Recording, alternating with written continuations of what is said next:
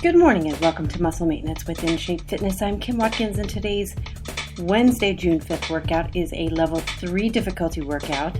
So we're right in the middle of the road in terms of this week's effort, but using the same 6 fundamental moves that we've been using so far this week, starting with the 2 warm-up moves here at the very beginning, with a march in place to get you going, warm up the body, get the heart rate up just a little bit, and help you develop that rhythm of breathing that will be so helpful through the 12 or so-ish, maybe 13-minute workout that we're going to do today. So go ahead and stand up if you're not already standing. Make sure your shoulders are back, your head is right over your shoulders, ears in line with your shoulders, that is. Your back is straight, your tailbone is tucked in, and your abs are engaged. I'm going to start the clock for 30 seconds to march in place, swinging your arms forward and back, and lifting the knees at least to hip level. Take your time. This is not a fast march. This is slow and deliberate. You want to force each of your feet to work independently of the other, especially considering you have one stronger side. Everyone has a stronger side and a weaker side. If you're right-handed, it's probably your right side that's stronger. And if you're left-handed, it's probably the left side that's stronger. Now bring your feet together and stop marching. Extend your arms out to your sides and make giant circles at the shoulder level, right? You're making the circles with your hands and they're giant, but you're actually using your shoulders to swing your arms around. Don't bend your elbows. Now go ahead and switch directions. Swing the other direction for me. Excellent, excellent. We're going to do the first move at the balance level. We're doing that lighthouse move, which today is a lighthouse position number 3, which means your feet are going to be heel to toe. Yesterday we staggered your feet. One foot was slightly behind the other. Today I want your right foot to start completely behind your left foot. Your arms are still out to the sides so that your left heel is with your right toes. Now turn your head right to left for 30 seconds. Let's start the time. In the second set, we'll position the left foot behind the right foot, but let's just go for 30 seconds with this one position of the feet so that you don't have to change things up. Saves a little bit of time, and it gives a little more continuity to the stability that you form as you start gripping the floor, right, with all 4 corners of each of your feet. You've got 5 seconds, by the way. This is not easy, and you should by now know how much range of motion you have in your neck. So if you're struggling to get your arm get your gaze to extend all the way down your arm out to the side there, you lack some range of motion in your neck, and that can be problematic. Okay, let's move on to the chair squat with a pulse. We're going to do that next. We'll talk more about the lighthouse and your range of motion in the neck in the second set. But go ahead now and glue your knees together side by side. Sit down into your chair squat. Don't let those knees go past the tips of your toes. So extend your arms forward and up in order to keep your back straight and keep your weight in your heels. Do a little pulse on the bottom, then press your heels into the floor, squeeze your glutes, and stand up. 30 seconds, time starts now. And just a quick reminder though, if you follow these workouts, you probably know this already. There are 6 moves, 2 sets. The first set is instructional, so you're going to get a little bit of a break between each of the moves in order for me to explain the next move. In the second set, you need to remember, which is why it's so important for you to listen very carefully to the cues I give you for foot position and control, precision of movement, and your breathing, and so on and so forth. Okay, now we're going to go to a burpee. 30 seconds is over quick, right? Now we're going to go to that burpee. Now this is a standard burpee, so I want you to squat all the way down, put your hands on the floor, jump your feet back. Jump your feet forward, then stand all the way up. All right, 30 seconds. Time starts now.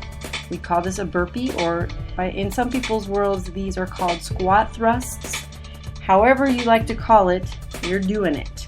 And if you have to go backwards to have one portion, walking your feet independent of one another, don't sweat it. That's perfectly fine. You've got 10 more seconds. Keep the butt down when you're in push-up position and breathe. Breathe in through the nose, out through your mouth. Please don't hold your breath. Finish the one that you're on, then lay down on the floor and get yourself ready for a hip bridge. That's our next move. We're down on the floor now for the duration. Your hands are down by your sides. Your feet are positioned hip width apart, toes, pinky toes and heels in line. Lift those hips up into the air. Take a deep breath, and what I want you to do now is lift your heels up and just hold this. Breathe. We call this a ballerina hip bridge. You'll take a quick break and press the heels back down or lower your heels back down in 5 seconds, and then you'll go right back up into this ballerina portion. Don't lower your hips, just lower your heels. Take one deep breath, then lift those heels right back up. Last 10 seconds.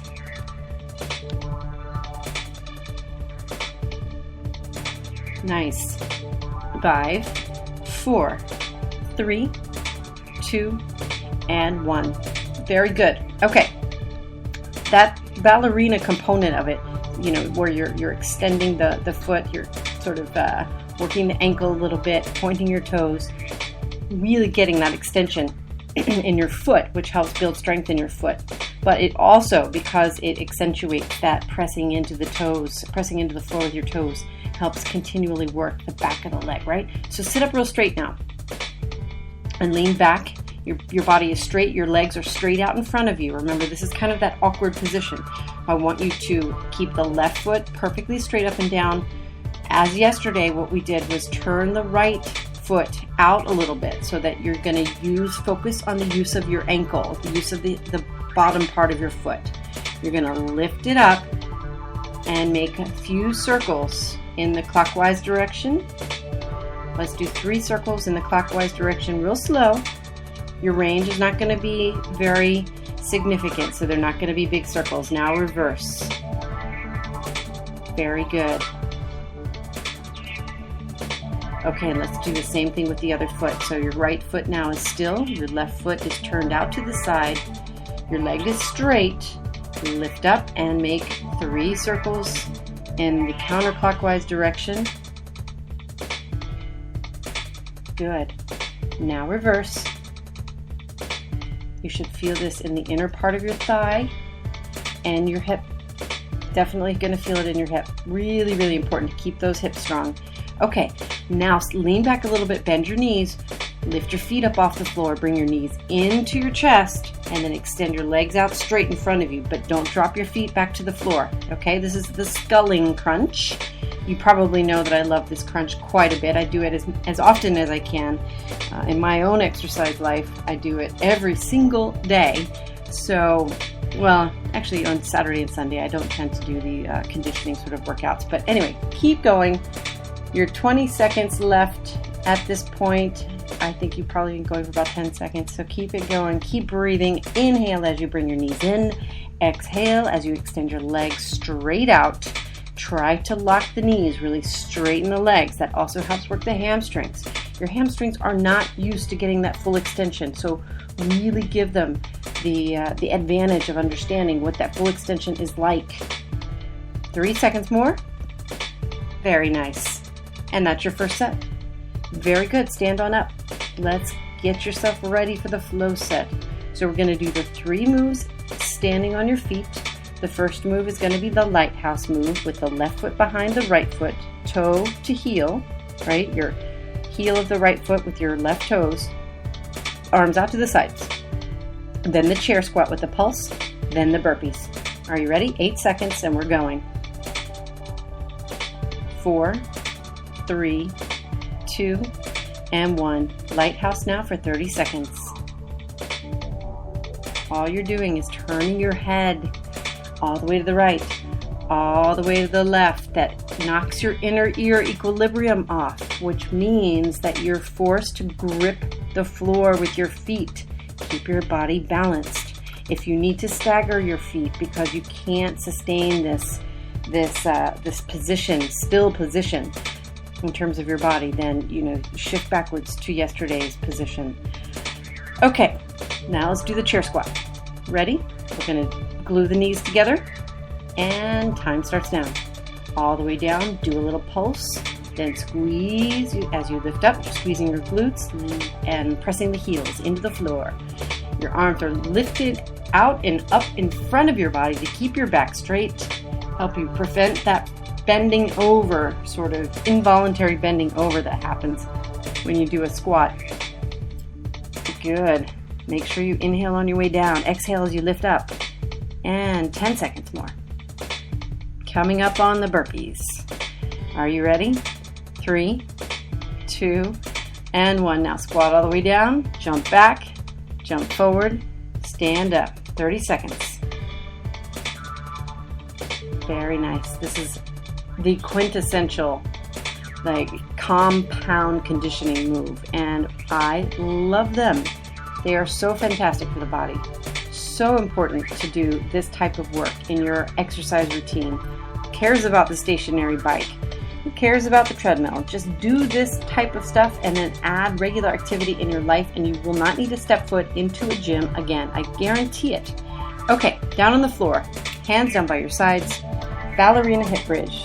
Go ahead and lift those hips up. Make sure your toes don't turn out. Lift the heels up. And 15 seconds. Coming up here on 11 minutes. You should easily be out of here by 13 minutes. And you'll be on to the rest of your day. It's Wednesday, a beautiful day in New York City where I broadcast these workouts. Very exciting day for me and lots of clients, and I'll be outside for most of the day. Take a break, by the way, if you needed to lower your heels for a second, then lift them right back up for the last 10 seconds. We had some extremely Augusty-like weather, hot weather in the Northeast this past week, but we're back to a regular June, and it's fantastic. All right, now sit up real tall for me. Extend the legs out in front of your body. Lean back a little bit. Put your hands on the floor beside you. And keep the left leg still. Turn the right foot out. You're rotating at the hip level and lifting up. Make circles at the hip level using the inner thigh and your hip flexor. Do 3 or 4 in one direction, then turn or reverse direction rather, and do the others. Good. Now let's switch legs. Left leg is going to be moving, so turn that foot out, lift up, and circles again. Last move coming up is that sculling crunch that everybody hates, but loves to hate and hates to love. Super, super effective in terms of forcing you to isolate those tummy muscles, and it works those hips. Very hip focused this week. Okay, bring the knees in now. Extend those legs straight out. Keep your feet off the floor. Last 30 seconds. Inhale as you bring your knees in. Exhale as you extend those legs back out. All right. Very good. And I'm pretty much keeping my promise here. We're right at 13 minutes. Congratulations. And thank you so much for joining me for this workout today. Tomorrow on Thursday, we'll be back with a slightly more challenging level 4 workout. And I'm Kim Watkins from InShape Fitness in New York City. Thank you so much for joining me.